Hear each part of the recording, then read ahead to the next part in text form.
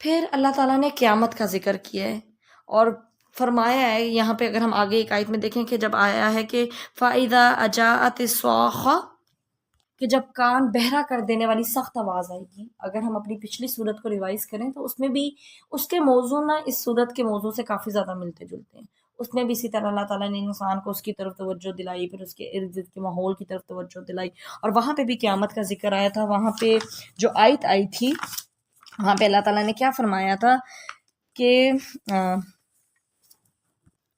فَإِذَا جَاءَتِ الطَّامَّةُ الْكُبْرَىٰ، کہ جب آ جائے گی آفت بہت بڑی. وہاں پہ قیامت کو آفت بہت بڑی، اور یہاں پہ کیا کہا گیا ہے کہ جب کان پھاڑ دینے والی آواز آئے گی، تو وہ جب اتنی سخت سچویشن آ جائے گی، انسان جب سور پھونکا جائے گا تو کسی کو بھی کسی کا ہوش نہیں دے. وہ بہت زیادہ پریشانی والا، سخت پریشانی کا وقت ہوگا. ہر کوئی نفسی نفسی پکار رہا ہوگا، میرا نفس میرا نفس، میری ذات میری ذات. ہر کوئی، ہر جو شخص ہے اس کو صرف اپنی فکر ہوگی، ہر کسی کو اپنی مصیبت پڑی ہوگی، ہر کوئی ایک دوسرے سے بے نیاز ہو جائے گا.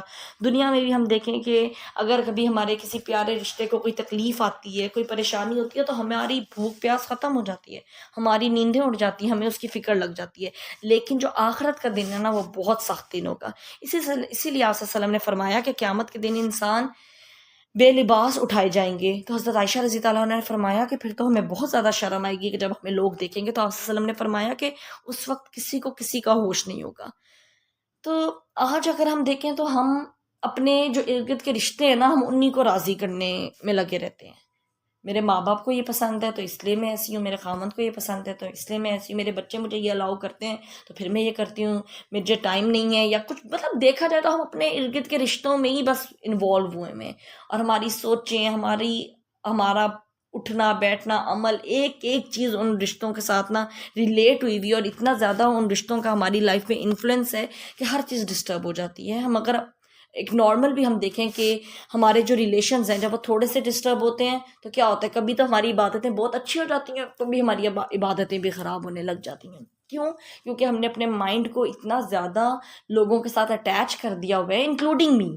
یہ نہیں ہے کہ اپنے آپ کو اس چیز سے نکال کر یہ بات کر رہی ہوں، میں اپنے آپ کو بھی اس چیز میں شامل کر کے یہ بات کر رہی ہوں کہ اگر ہم دیکھیں تو ہم کتنا زیادہ لوگوں کے اوپر ڈپینڈنٹ ہو گئے ہیں، کتنا زیادہ ہم ان سے انفلوئنس لیتے ہیں کہ ہم اپنی جو ذات ہے نا اسی کو پریشان کرنے لگ جاتے ہیں، اور اس پریشانی میں ہم اتنا زیادہ چلے جاتے ہیں کہ ہمارا جو اللہ تعالیٰ کے ساتھ تعلق ہوتا ہے نا وہ ویک ہو جاتا ہے.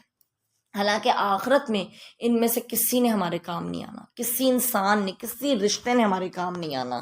اور جو مین رشتے ہیں نا، والدین، اولاد، ابھی جیسے آگے اسی صورت میں ذکر آئے گا کہ جو والدین ہیں یا بہن بھائی ہیں وہ بھی ایک دوسرے کو پہچاننے سے انکار کر دیں گے.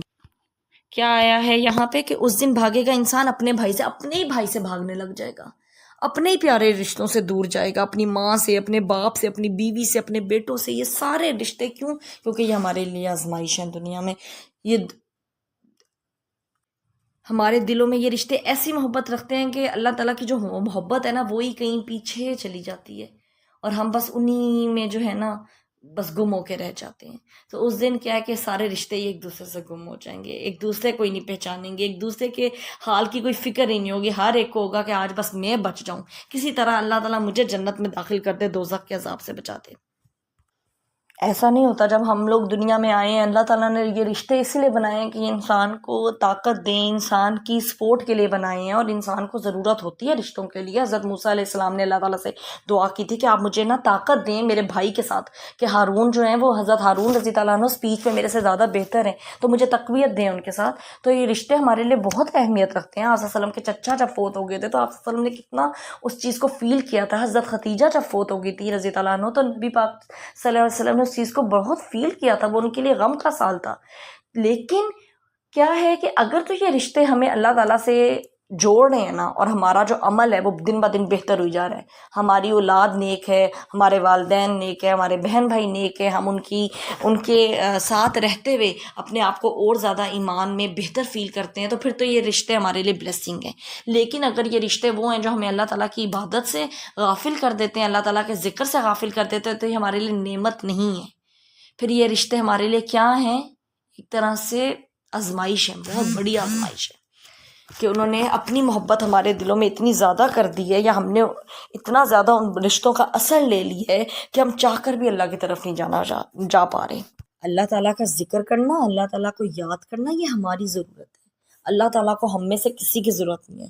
اللہ تعالیٰ کو کسی کی عبادت فائدہ نہیں دیتی، اللہ تعالیٰ کو کسی کا ذکر فائدہ نہیں دیتا، اللہ تعالیٰ کو کسی کی عبادت کی، ذکر کی ضرورت ہی نہیں ہے، اللہ تعالیٰ کو کسی انسان کی ضرورت نہیں ہے۔ اللہ تعالیٰ کی عبادت کرنے کے لیے بہت مخلوق ہے جو ہم جانتے بھی نہیں ہیں۔ یہ سب ہم کیوں کرتے ہیں؟ کیونکہ ہمیں اللہ تعالیٰ کی ضرورت ہے۔ تو اللہ تعالیٰ ایسے لوگوں سے محبت کرتا ہے جو اللہ تعالیٰ سے محبت کرتے ہیں، جو اللہ تعالیٰ کی طرف رجوع کرتے ہیں۔ اللہ تعالیٰ کو ایسے لوگوں کی پرواہ نہیں ہے جو غفلت میں زندگی گزارنا چاہتے ہیں۔ تو آگے پھر اللہ تعالیٰ آخرت کا بیان کرتے ہوئے فرماتے ہیں کہ اس دن کچھ چہرے ایسے ہوں گے جو روشن ہوں گے۔ تو وہ روشن کیوں ہوں گے؟ کیونکہ ان کے دنیا میں اعمال بہت روشن تھے، ان کے اعمال بہت نور والے تھے، ان کے اعمال بہت خوبصورت تھے۔ اور وہ اعمال کہاں سے ان کو پتہ چلا تھا کہ ہم نے یہ کام کرنا ہے؟ قرآن کو اہمیت دیتے تھے، قرآن کو سمجھتے تھے، قرآن کو پڑھتے تھے، آقا صلی اللہ علیہ وسلم کی سنت پر عمل کرتے تھے۔ تو اس لیے ان کے عمل جو تھے وہ اللہ تعالیٰ کے پاس قابل قبول تھے، اور ان کے چہرے اس دن کیا ہوں گے؟ روشن ہوں گے، کیونکہ ان کے جو اندر نور تھا، ان کے عمل کا جو نور ہے وہ اس دن پھیلا ہوا ہوگا ان کے ارد گرد، ان کے چہروں پہ نظر آ رہا ہوگا۔ اور اسی طرح کچھ چہرے جو ہوں گے وہ اس دن کیا ہوں گے؟ ایسے جیسے ان کے اوپر مٹی چھائی ہوئی ہے، کالس چھائی ہوئی ہے، اور بالکل بے رونق ہوں گے، گھبرائے ہوئے ہوں گے، ڈرے ہوئے ہوں گے۔ کیوں؟ کیونکہ ان کے اعمال ایسے تھے، ان کے اعمال گناہ والے تھے، وہ فاسق تھے، وہ کافر تھے، وہ غافل تھے اللہ تعالیٰ کی اطاعت سے، اللہ تعالیٰ کی محبت سے، اللہ تعالیٰ کی ذکر سے۔ تو اس لیے اس دن قیامت کے دن ان کا چہرہ ایسا ہوگا۔ اللہ تعالیٰ سے دعا ہے کہ اللہ تعالیٰ ہمیں ان لوگوں میں شامل کرے جو اس دن خوشحال ہوں گے، جن کے اعمال قبول ہوں گے، اور جن کی برائیوں سے، ان کی خطاؤں سے اللہ تعالیٰ ان کو پاک کر دے گا، اللہ تعالیٰ اس دن درگزر کر دے گا۔ اللہ تعالیٰ ہمیں ان لوگوں میں شامل کرے جن سے اللہ تعالیٰ آسان حساب لیں گے۔ اللہ تعالیٰ ہمیں ان لوگوں میں شامل کرے جن کا نور ان کے آگے پیچھے دائیں بائیں پھیلا ہوا ہوگا ان کے ارد گرد، نہ کہ اللہ تعالیٰ ہمیں ان لوگوں میں شامل کرے جو اپنے گناہوں کی وجہ سے اس دن برے حال میں ہوں گے، جن کے چہرے کالے ہو جائیں گے اس دن، خوف سے، ڈر سے اور مایوسی سے۔ سب سے بڑھ کر جو چیز ہوگی اس دن کی مایوسی، ان کو اپنا حال نظر آ رہا ہوگا، کہ جیسے قرآن میں ایک اور جگہ آتا ہے کہ وہ جانتے ہوں گے کہ آج ان کے ساتھ کمر توڑ دینے والا معاملہ ہوگا۔ تو اللہ تعالیٰ ہمیں ان لوگوں میں شامل نہ کرے، اللہ تعالیٰ ہمیں ان لوگوں میں رکھے جو اس دن بہت خوش ہوں گے۔ اللہ تعالیٰ ہمیں ان لوگوں میں شامل کرے جو اپنا نامہ اعمال لے کر سب لوگوں میں جائیں گے کہ دیکھو میں اللہ تعالیٰ سے ڈرتا تھا، میں کہتا تھا نا کہ ایک دن میرا جو حساب کتاب ہے وہ ہونا ہے، میں کہتا تھا نا کہ میری اللہ تعالیٰ سے ملاقات ہونی ہے، جیسا کہ ہم نے پڑھا تھا پیچھے ایک اور صورت میں کہ ایک شخص ایسے اپنے گھر والوں کے پاس بھاگے گا۔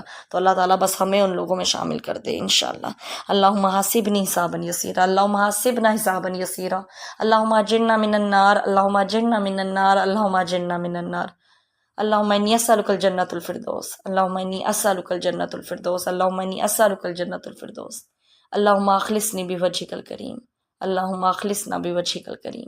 اللہ تعالیٰ ہمیں اپنے چہرے کے لیے، اپنے عزت والے چہرے کے لیے خالص کر لے، اور اللہ تعالیٰ ہماری نیتیں خالص کر لے، اور اللہ تعالیٰ ہماری تمام کوششوں کو قبول کروائے۔ اللہ تعالیٰ اس دنیا میں بھی بھلائیاں دے ہمیں، اور آخرت میں بھی بھلائیاں دے۔ اللہ تعالیٰ ہماری نسلیں سنوار دے، ہماری نسلوں کو دین کا علم دے، اور اللہ تعالیٰ ہماری نسلوں کو ایسا بنائے جو دین پر عمل کرنے والے ہوں۔ اللہ تعالیٰ ہمارے ماں باپ کی خطاؤں کو درگزر فرمائے، اللہ تعالیٰ ہماری خطاؤں کو درگزر فرمائے، اور اللہ تعالیٰ ہم سب کو ان لوگوں میں شامل کر لے جن کے درجے اللہ تعالیٰ کے ہاں بہت زیادہ بلند ہوں گے۔ آمین ثم آمین۔ السلام علیکم ورحمۃ اللہ وبرکاتہ۔